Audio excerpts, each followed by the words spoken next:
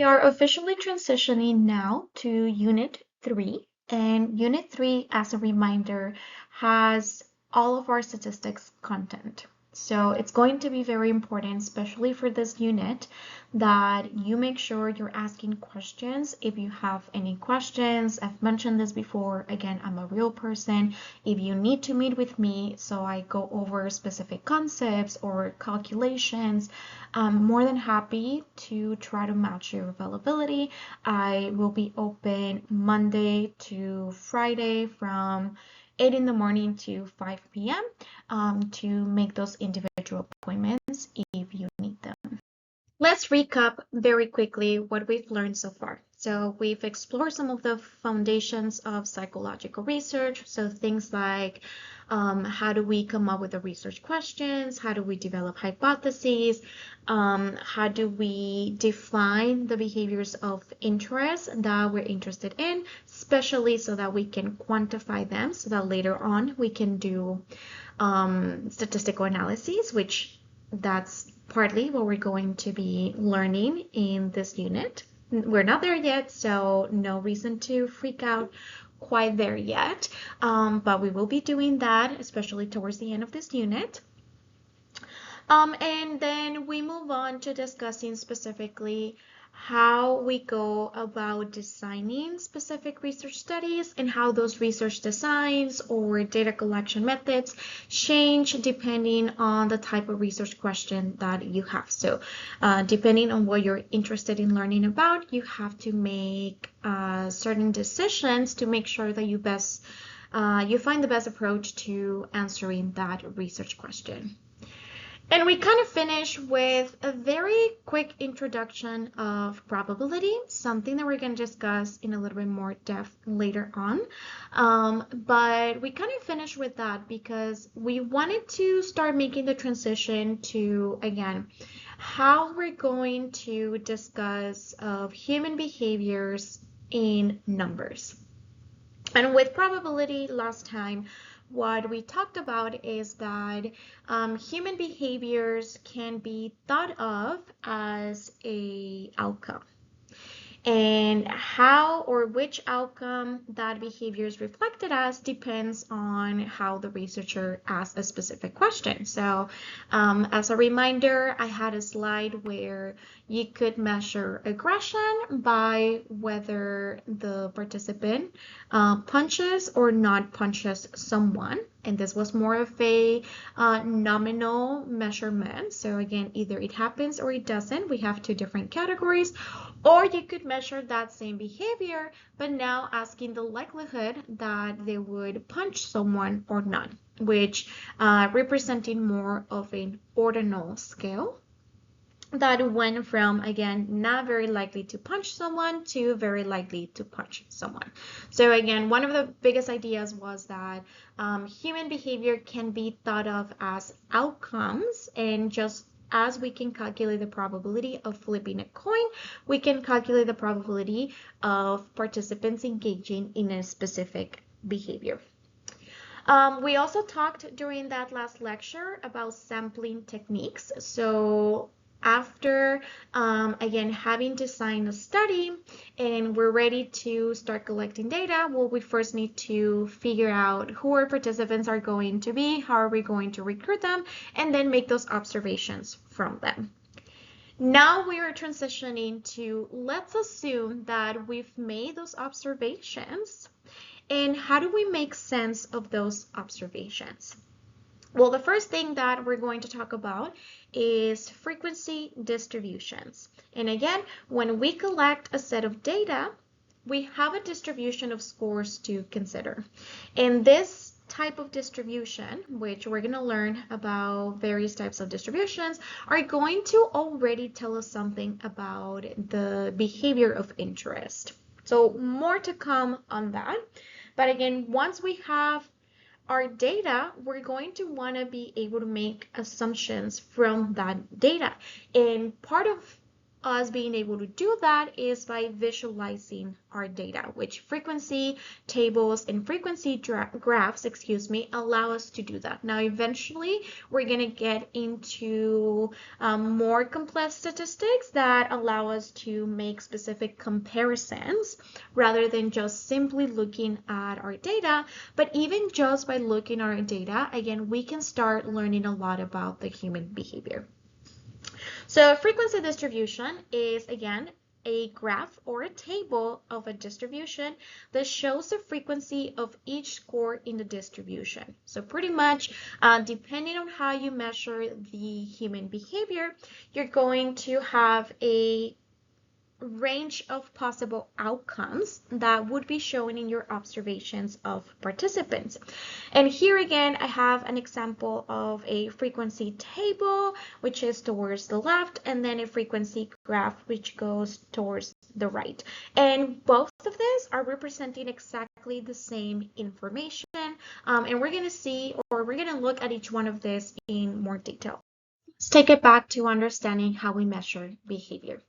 Again, when we're interested in learning something about human behavior, there are different ways in which we can make observations of that behavior. One of the most common ways we do this is through surveys. So we're directly asking the participant what we want to know of them. So in this case, again, we have one survey item that is asking them how likely are they to watch this new show, being Bridgerton in this example, on television. And in this case, the researcher has decided to provide 7 potential outcomes. So these are going to be the different options that participants have to respond to this question, right? So it goes from 1 to 7, saying extremely unlikely to neutral to extremely likely. So for each one of your participants, you're going to get one response to this item.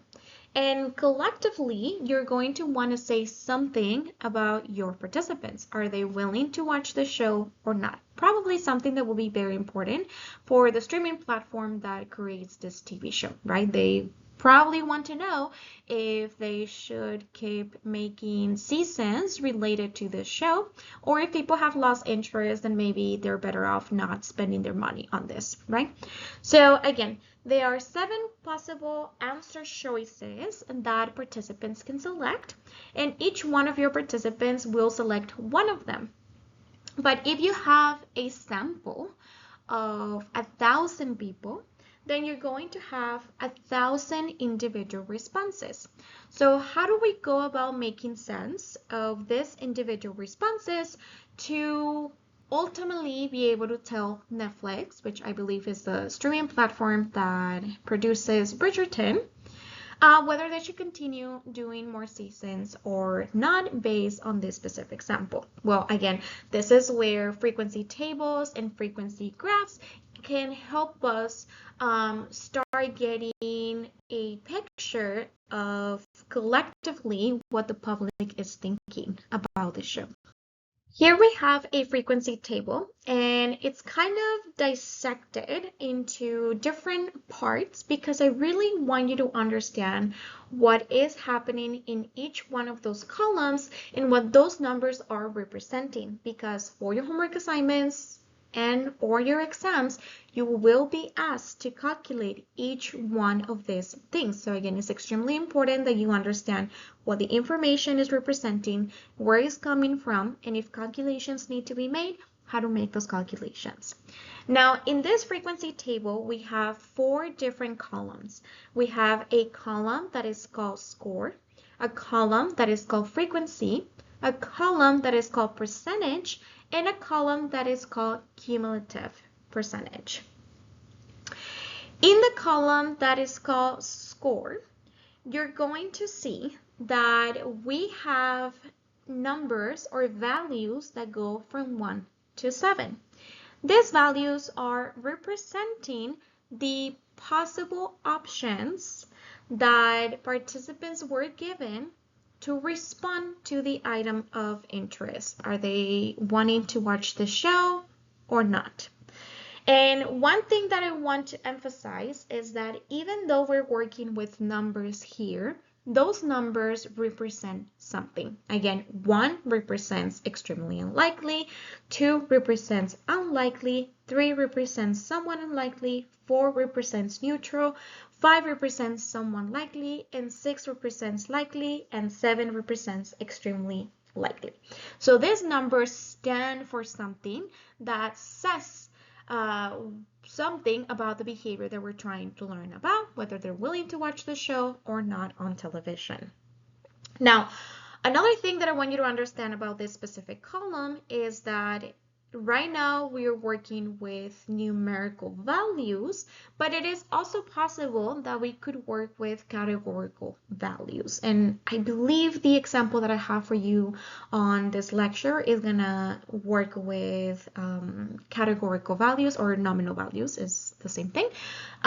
So you'll see a little bit of both happening in this lecture. The second column is frequency.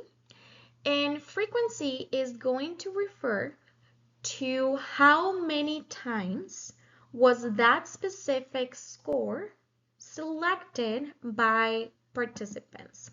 So again, it's going to be more collectively how many participants pick the number or the score 1, how many participants of all my participants pick or selected the score 2, and so on. So these numbers in the frequency column are representing, again, the number of people who selected that score or value as their response. This is their observation, or our observation of their behavioral outcome. In this case, again, the outcome of this behavior is being assessed from 1 to 7. So we have 7 potential outcomes, and we're measuring how many times each one of those outcomes came up in our sample. So this is all it's doing. It's counting how many people selected 1, how many people selected 2, how many people selected 3, how many people selected 4, and so on. Okay, so the third column is percentage. And this is going to be exactly what it sounds like. What is the percentage of the overall sample who selected that particular score or value? So this is going to be a different way of speaking of frequency. But to calculate the percentage, you're going to have to do a small calculation, which is going to be what you see here towards the right corner. Is going to be frequency, so the number of times that specific outcome was selected or was shown in our data set, divided by the total number of observations that we had in our data set. So this is going to be, for instance, how many participants did we have, and which is going to result or be reflected in how many observations we have. In this particular case, in this table, the total number of responses we have is 55. And how do we know this number? Well, because we are adding up the number of observations that we have across all of these outcomes. So if we want to find the total number of responses, we can simply add the different frequencies that are showing here. So this means 2 plus 5 plus 4 plus 8 plus 12 plus 16 plus 8, that's going to equal 55. So when we know the total number of responses in the data set and the individual frequency of each outcome, then we can calculate the percentage for each individual outcome. And again, this is going to represent the total amount of people, or the percentage of people that selected that specific outcome in comparison to the entire sample. So the formula for this is going to be the frequency divided by the total number of observations multiplied times 100, so that we can get this in a percentage format. if you were to not multiply times 100, then you would get this as a decimal. So it will still be equivalent, but you need to be careful in how you're speaking about it, because again, we're asking you for the percentage. This is where, again, some of those basic math skills that were part of the statistics readiness check are going to become important, because again, these are things that can easily be forgotten, but they make a huge difference. So make sure again you understand this is the percentage, and as such the answer should be in a percentage format. And then we have the fourth column. This is the cumulative percentage. So we're still working with percentages, but here what we're going to be doing is that we're going to be looking at multiple scores at a time. And typically the way this works is that we're going to be aggregating the individual percentages that come from the score we're looking at and above.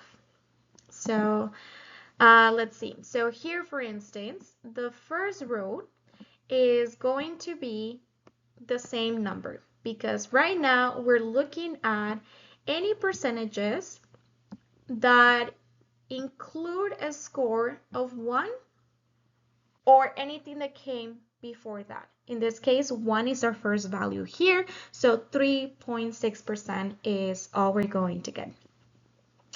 On the second column, this number is going to be these two numbers together, because now we're going to be looking at any outcomes that include 2 and anything that came before that. So we're going to add 3.6 plus 9.1, and that's going to give us 12.7. Then this value is going to be us adding these three values, because now we're going to be working with any values that include the score of 3 and anything that came before that. So that's going to be 3.6, 9.1, 7.3, and that's going to give you 20.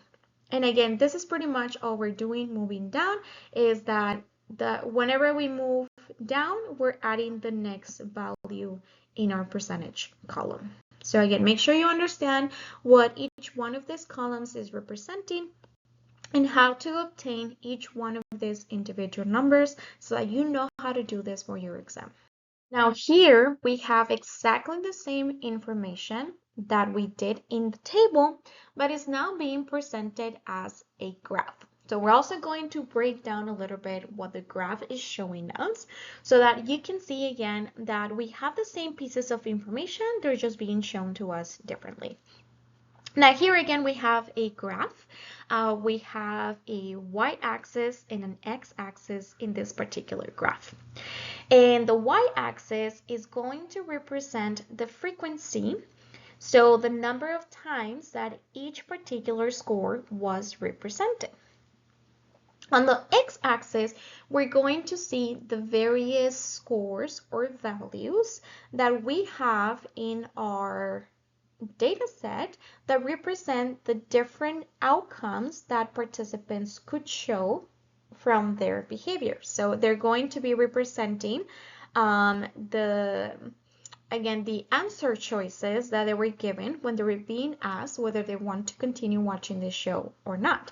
So again, we're going to have 1, which is 1 right here, 2, which again we have 2 right here, 3, which again we have 3 right here, and so on. We can see that it goes all the way to 7, which our answer choices also go up to 7. So participants again had 7 potential outcomes that they could show, but obviously we only have one observation, so they only pick one of them. But again, that information is still being shown in this x-axis right here. Now we can see that for each one of these values, we have a bar on top of it. And that bar is going to tell us specifically the frequency. So we said that on the y-axis, we can see the frequency, but the height of the bar, and this is very important, the height of the bar is going to tell us or dictate us where in the y-axis is hitting and the number of that is representing the number of observations that we have for each one of these outcomes. So again, this first bar right here, this is representing the frequency for a value of 1, which again is equivalent to extremely unlikely in the way that we measure it. And again, we're going to pay attention to where in the y-axis is hitting. Now here it looks like it's about 2, and it should be 2.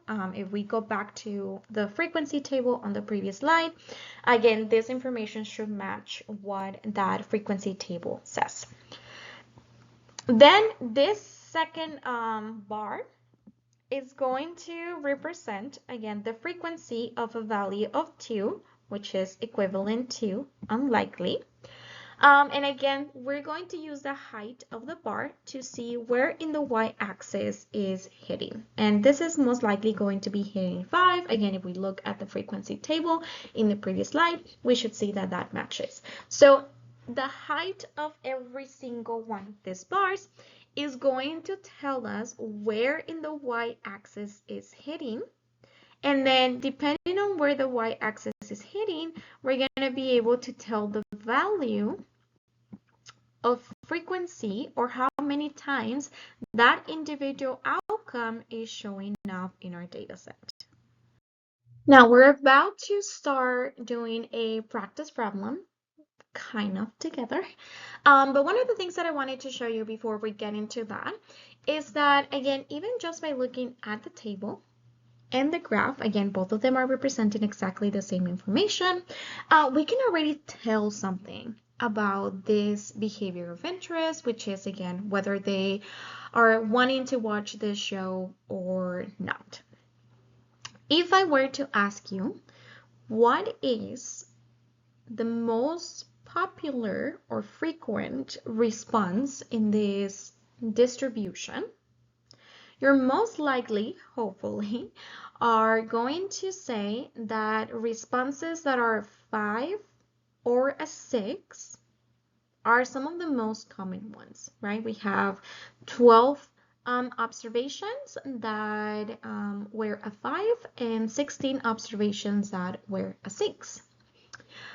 So the more people are saying those, the more we know that that's where some of the agreement seems to be happening in the people that we have observed.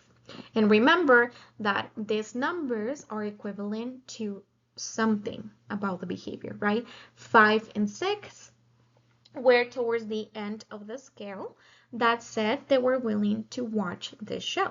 So again, it seems like there is a consensus among our participants that they are still interested in continuing to watch this Bridgerton series. Now, on the graph, we see the same pattern because, again, it's representing the same information as a table, but visually, again, we can tell where these responses are going to be. And again, remember the height of the bar represents the frequency of the outcome, or again, how common the outcome is. And we can see that these two are the most, or the tallest bars, representing that they're the most common observations in our data set. So again, these numbers right here are still representing something. And again, in this case, is those kind of responses that said they were likely to watch the show or strongly likely to watch the show. So again, they are representing an intention to continue watching the Bridgerton series. And if we wanted to start making some suggestions to Netflix on whether they should continue producing series or not, or seasons, excuse me, then we might say, you know what? It seems like we are still having or people are still having a strong interest in watching this. You might want to consider making another season.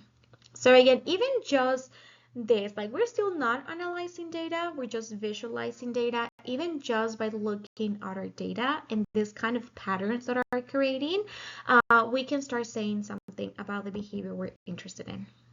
So now here, take a little bit of time to practice making these calculations. Remember that for your homework assignment or for your exam, you will be asked to make these calculations. So you absolutely need to have some practice with this and make sure that you understand what goes into each one of these steps.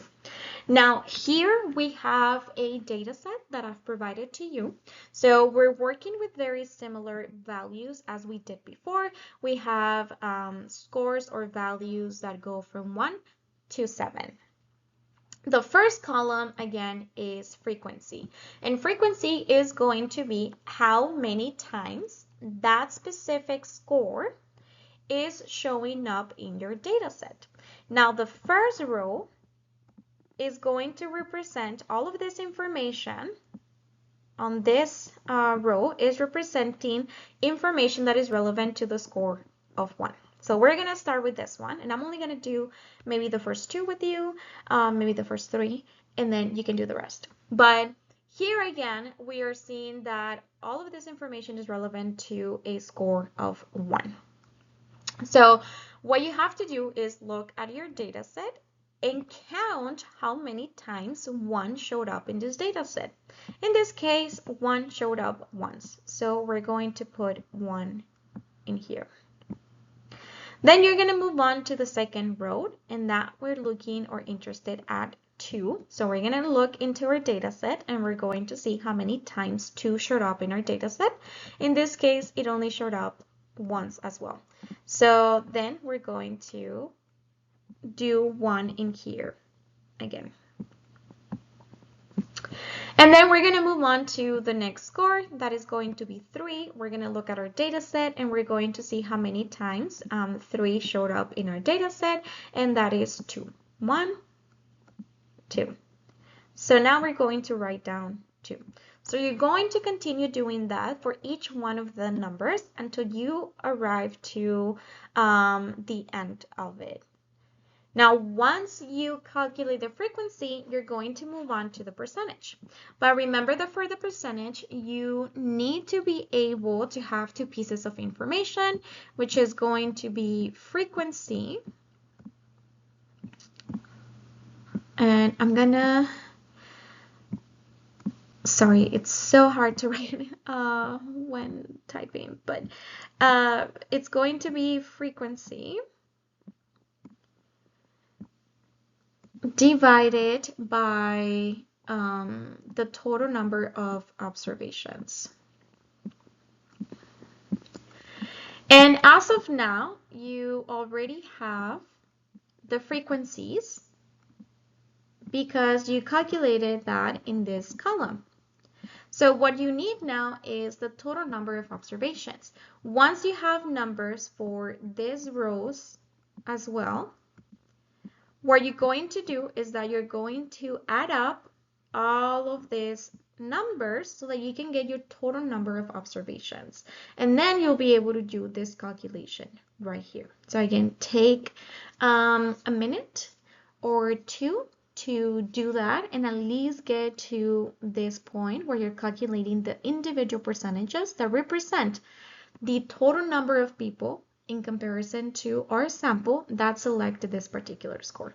Now for cumulative percentage, I'm going to give you again a quick reminder of what you're supposed to do, and then hopefully you'll be able to do this. And then once we or I show you the answers, we'll retake it again. But remember that the cumulative percentage, you're going to be adding these percentages right here all together until you get down to here. Now this last one should be 100% or very, very, very close to 100%. It should be like 99.8, 99.9, 99.2, something really, really close to 100. Now, data is not as clean Sometimes when we're doing like class exercises and all that kind of stuff, because we create those exercises, it rounds up exactly to 100, but sometimes data is not like that. So if you see 99.9, 99.8 or something like that, don't get scared. As long as it's really, really close to 100, you're going to be good. But again, what you're going to be doing is that this percentage is going to be the same as this percentage, because right now we're looking at anything that includes score of 1 and above, which there's nothing above, so it's only 1. This score right here, again, is going to include anything that has a score of 2, which is going to be whatever you get there, and a score of 1. And you're going to add those two values to get the score. And you're going to continue doing that, again, until you get towards the end of this graph. So again, take a little bit of time to do this, and then we'll come back. Okay, so hopefully you got these answers when you were working on your own. And now let's take it back a little bit. Remember how we got these numbers, and then let's transition this into the graph, because you will also most likely be asked to draw the graph either in a homework assignment or as part of your exam. So you need to be able to do this. Again, we talked about how for the scores, this is representing the potential outcomes that we have in our data set. So if we were to have an 8 in here, let's see, let's pretend this is a beautiful 8.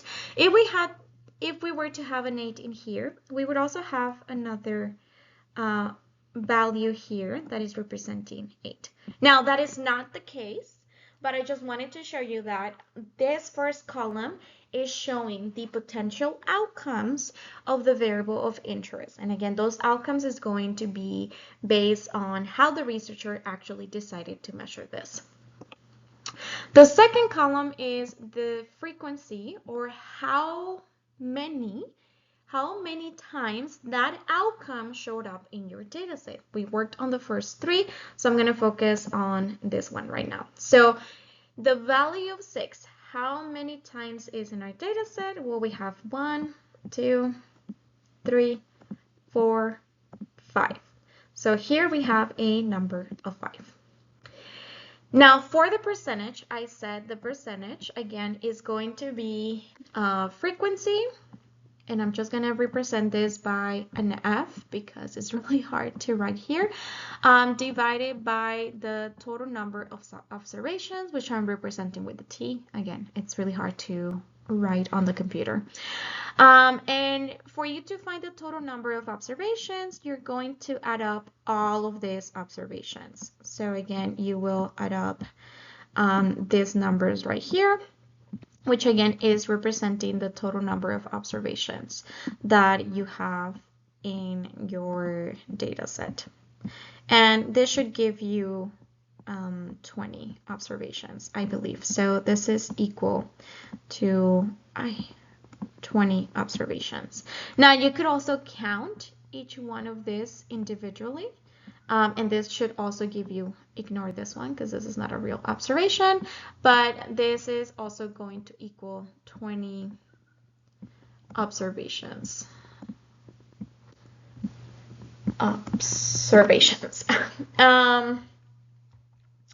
But typically you are going to have very large data sets, so counting these things individually, like one by one, it's not as logistically possible. So adding the frequencies that you have on the table is probably going to be more like it. So let me try to get rid of some of this stuff here. So again, when you're calculating those percentages, you're going to look up the frequency. So for this one, you're going to look up the frequency, which in this case is 1, and then you're going to divide it by 20. And remember that because this is a percentage, you have to multiply this times 100 so that you get that percentage. And then let's do this one right here, just so that you get some practice. Again, you need the frequency and the total number of observations. The total number of observations is always going to be the same for all of them, but the frequency is going to potentially change. So in this case, for the outcome of 5, we have 4 observations divided by the total number of observations, which is 20. And then again, we're going to multiply that times 100. And that's how we're going to get our 20% in there. So let me clear up some of this information here. So that's how you calculate those individual percentages. And then the cumulative percentages, again, it's you adding up these percentages or those individual percentages. In the first row, we're only interested in anything that's in the row and above, which in this case, there's nothing above. So we have 5%. This is the same as this one. But the second one, again, is going to be anything that's within this row and anything that came before it. So in this case, it's going to be this 2, and you're going to add them up. So 5% plus 5% is going to be 10%. And then for row 3, it's going to be anything that's in the row and anything that came before that. So it's going to be these 3 values. It's going to be 5% plus 5% plus 10% equals 20%. And so on until you get to the very last one. And again, this last number should be 100 or very, very, very close to 100. Okay, so now that we have a better idea of that, we're going now to transfer this information to the graph because, as I mentioned, you're also going to be expected to draw this graph potentially in your homework assignment or in your exam. So we can see again, we have the y-axis right here. And we have the x-axis, right here. We mentioned that the y-axis represents the frequency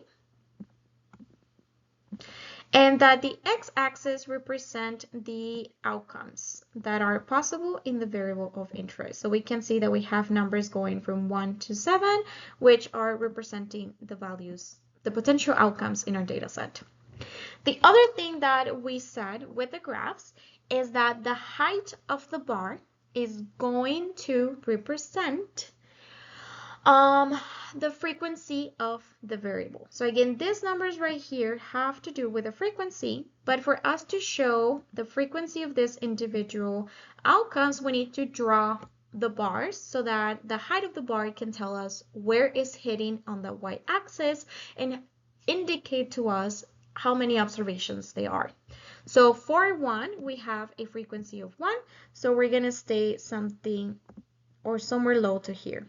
And I mean, again, excuse me, I can't draw like very perfect lines because I'm doing this on the computer. It's very hard. But imagine this is very straight and it's indicating 1. It's hitting the y-axis on 1. And then we're going to look at 2. And that's also going to be 1. So we're going to draw another bar that is 1. Then for 3, we have a frequency of 2. So this bar is going to be slightly bigger than that. And then for 4, we have a frequency of 3. So again, our bar is going to be slightly higher than that. For 5, we are going to have 4. So again, we're going to have a little bit higher than that. And then for 6, it's going to be exactly 5. So this is going to be 5. Now, this line right here that you saw me draw, I just used it specifically to indicate that, again, the bar of the graph is going to indicate where in the y-axis is going to hit. And where it hits, what value it hits on is going to represent the frequency, how many times this observation showed up in our data set. And then lastly, we finish with 7, which has 4, so it's going to be a little bit below this one, and it's going to look something like this. Let me see if I can delete this line right here. Yes, perfect. So this is how it's going to look when we draw the graph. And again, you need to be able to make those individual calculations and then transfer that information into a graph. So now we're transitioning to something closely related to this. And hopefully, as I was doing the bars in that graph, you notice that, it's creating a certain kind of shape, right? Obviously, the size of the bars all put together kind of create some kind of shape. I'm going to show you this visually in a couple of slides, so it's going to make a little bit more sense. But those bars are going to create a shape. And this shape is going to give us some important information about the data that we're working with, and it allows us as researchers to make informed decisions in how we want to analyze the data. Now, for the shapes of our distributions, and again, distributions are going to be pretty much our entire data set. So when we look at our observations, how are they distributed along the range of the outcomes of the behaviors that we're interested in? We have symmetrical distributions. These are going to be distributions that have the shape of a bell. So, and again, I'll show you some visuals of this, but it's going to have a shape of a bell. And if I were to draw a line right in the middle of this graph, the halves are going to be identical to each other. They're going to be mirror images of each other. Now, some data sets or some behaviors, when we observe them, they have a normal distribution or asymmetrical distribution. So they have this specific shape that we're talking about right now.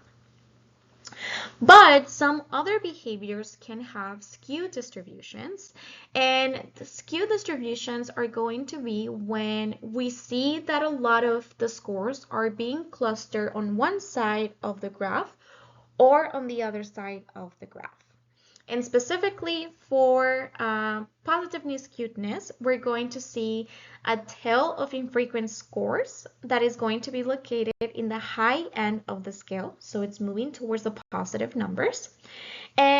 Or we can have a negative skewedness, which is the tail of infrequent scores is at the low end of the scale. So the tail is moving towards the more negative or lower scores. Here we have a visual representation of a symmetrical distribution. And again, as I mentioned earlier, if I were to draw a line right at the middle of this graph, we're going to see that the halves are going to be mirror images of each other. So they're almost identical inversions of each other.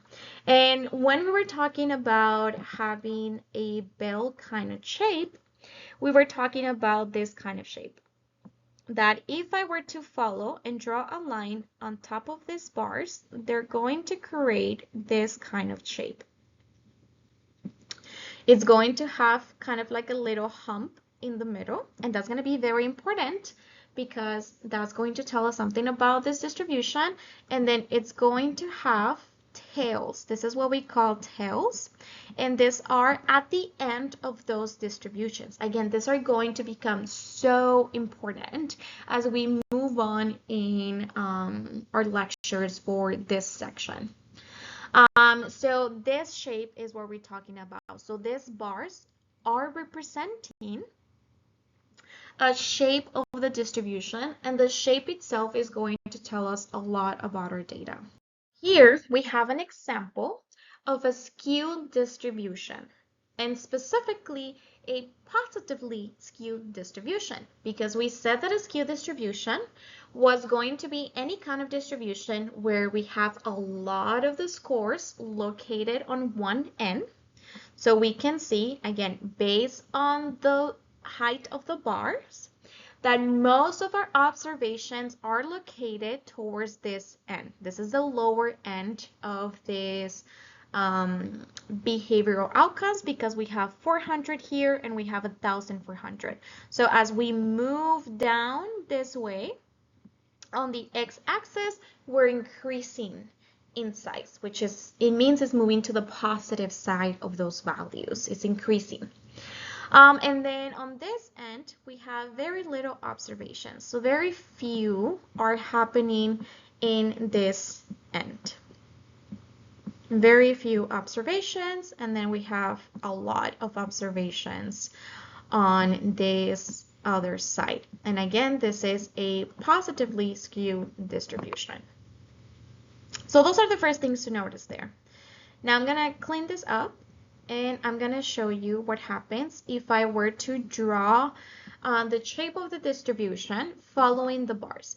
So here again, we always have two tails, but this tail, as you can see, is going to start here and is going to very quickly go up, and we have to follow the height of these bars.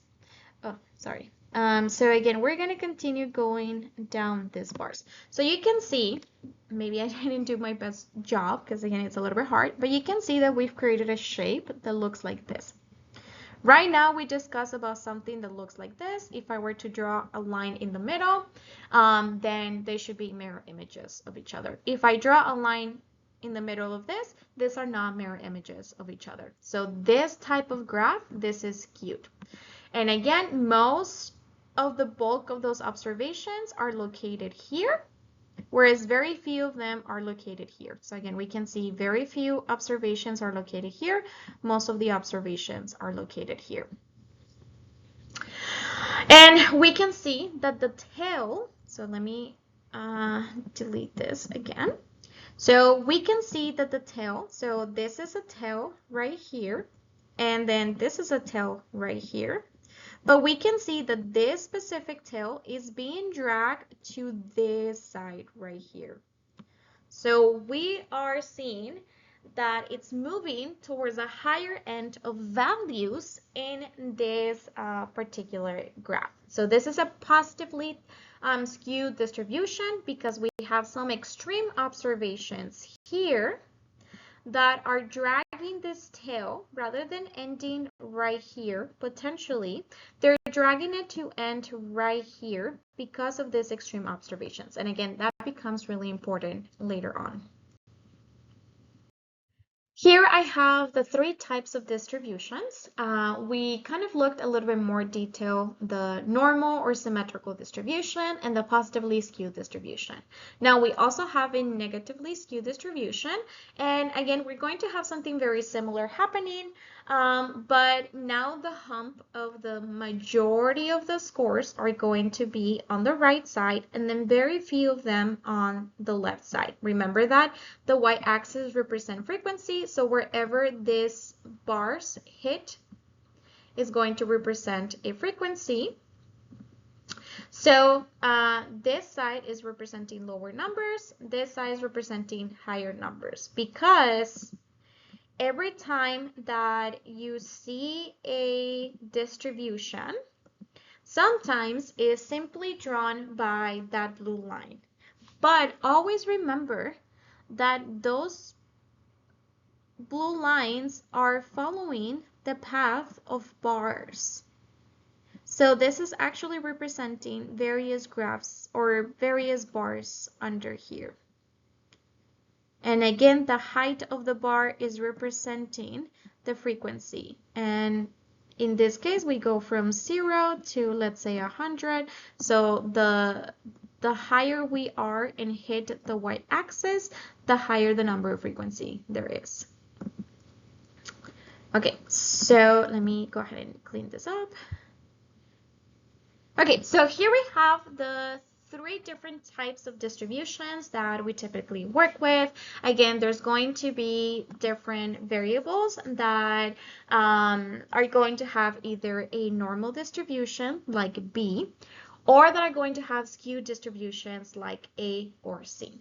Now, our next chapter, if I'm not mistaken, we're going to talk about central tendency and other measurements that are part of these distributions, and those are going to involve things like the mean, the median, and the mode.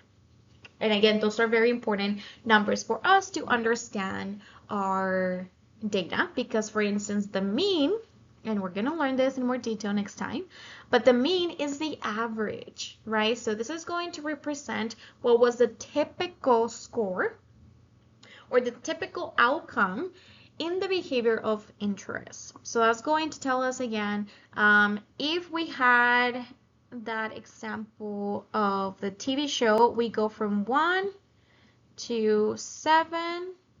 And then let's say that in the middle, it's a 4. It was. And we have the mean heading right here at the top of the distribution. This is representing, again, a value of 4, which in our case, this means that 4, it stands for neutral. So this would mean that when we're talking to people about whether they want to watch the show or not, most people are indifferent about it, right? Because it's the most common observed outcome if we have something like this. Most people are saying, I don't know, I'm indifferent. I might watch it, I might not watch it. If we were to look at the other distributions, again, we have the same kind of distribution of scores. We have 1, 4 in the middle, and then 7 towards the end. Again, most people are actually saying or are scoring somewhere here. So they're saying that, you know, there's a consensus that there is going to be a good chance they're going to watch the show, but look at where the mean is. And again, we're going to go in more depth in this later on, but the mean is actually not really representing what the typical observation is in this behavior. And again, that's going to become really important. So depending on which type of frequency or distribution graph we have, we're going to decide how to analyze the data, because how the mean, median, and mode move depending on the distribution, as you can see in each one of this, it's going to matter a lot. But in general, this is how the distributions look. A negatively skewed distribution, again, is going to have the hump on the right side where most of the observations are located, with just a very few observations located on the opposite end. A normal distribution, where if I draw a line towards the middle, the images are going to be mirror images of each other. And then a positively skewed distribution, where again, most of the scores are located in one side, but in this case, towards the lower end of those numbers, and then very few observations, extreme observations on the higher end of that scale. So we're going to finish with this lecture by doing a little bit of practice with these distributions. And again, I mentioned that some behaviors naturally have a specific distribution. Why? Because again, a behavior is more common or less common at very specific times or in very specific contexts. So for instance, let's consider age at retirement. And if we had to graph this, again, we have our y-axis, we have our x-axis. Our y-axis has to do with the frequency. So again, how many people are going to show the outcome depending on how we assess that outcome. And again, we are assessing age. So at what age did this person retire? So here on an x-axis, we're going to have age. Oh, I'm sorry. We're going to have age, and then here on the y-axis, again, as a reminder, we have frequency, and I'm just gonna do this frequency. And let's say that we were looking at people that are ages 10, people at ages 20,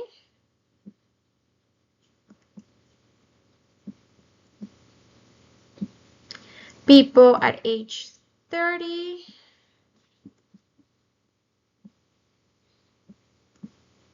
and then so on until we get in the 60s. So we'll have here 40, and then here 50. And I'm so sorry, it's again very hard to draw here. So these are some of our outcomes. So again, we're counting how many people were able to retire at age 10, how many people were able to retire at age 20, 30, 40, 50, 60. Now, the average retirement age in the United States is like 62 to 67. That's where most people are eligible for retirement. And that means that they've been working pretty much up until that point. They've been paying their taxes, and now they're eligible to start collecting some of the money that they've been paying throughout that time. So we'll probably see that most of the people we interview are going to be somewhere around here in the 60s, where most people are going to be retiring there. Some people maybe in their 50s if they, I don't know, had multiple retirement accounts. And then as we go down into people being younger, we're going to see a lower decrease on this, right? For instance, someone that was able to retire at age 10 is probably going to be like one person, and maybe that's a trust fund baby whose parents were able to gather so much money that they left everything to this person. If this person didn't want to work ever again, they could do that, right? So again, maybe we'll have a little bit like this. Again, maybe some people in their 30s who got very lucky with the kind of investments they made, or they're some kind of entrepreneurs and they don't have to work again. So if we were to graph that, again, and remember the height of the bar represents the frequency. So it's more likely that people retire around the 60s and everything. We're going to create something like this. And again, if I were to draw a line to show how this looks, is going to look something like this.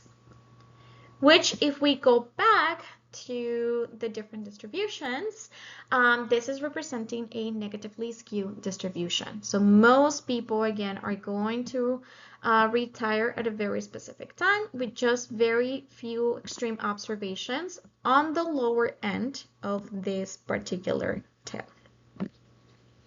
Okay, so let me go ahead and delete this now.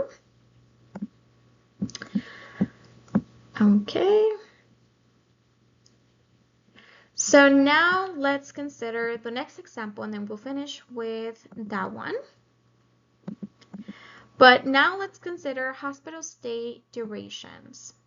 And again, we have our graph, we have the y-axis, which is still representing frequency, and it will always represent frequency.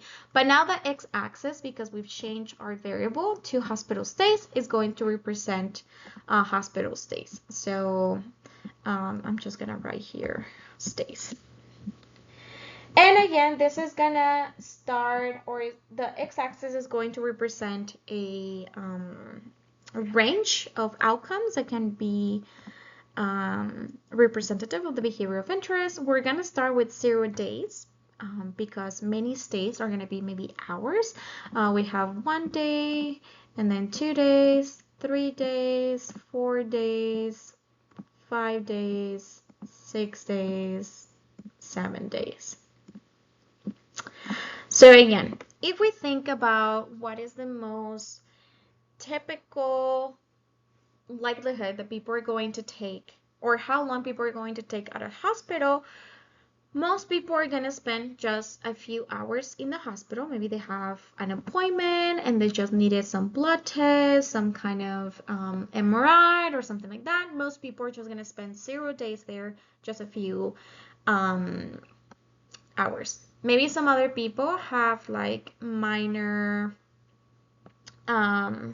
interventions done, so maybe they had a minor surgery and you have to stay there overnight to make sure that there's no complications, and then you get released. Again, maybe some other people require 2 days if any complication arises. Some people might need like 3 days, and so on. So we're going to continue like this, but what we're going to see is that very few people are going to have stay there for 6 or 7 days. Those are probably going to be very extreme cases where, like, literally they're going to be extreme medical cases that need more supervision for one reason or another. Now, if I were to draw how these bars are shaping, we're going to start here. We're going to go up. We're going to continue following our bars, and we're going to see that we're creating this shape right here, which again we discussed previously is a positively skewed distribution. So again, with this we're going to finish. for today. And again, this is going to get us started into getting into a little bit more complicated things about data analysis. Again, right now, we're not analyzing data. We're simply visualizing data, but already by visualizing data, we can say so much about our data, such as, again, especially when we can see it, what is the most common outcome that is being observed from our population. And again, these distributions are going to be very important as we move on to more complex statistical tests.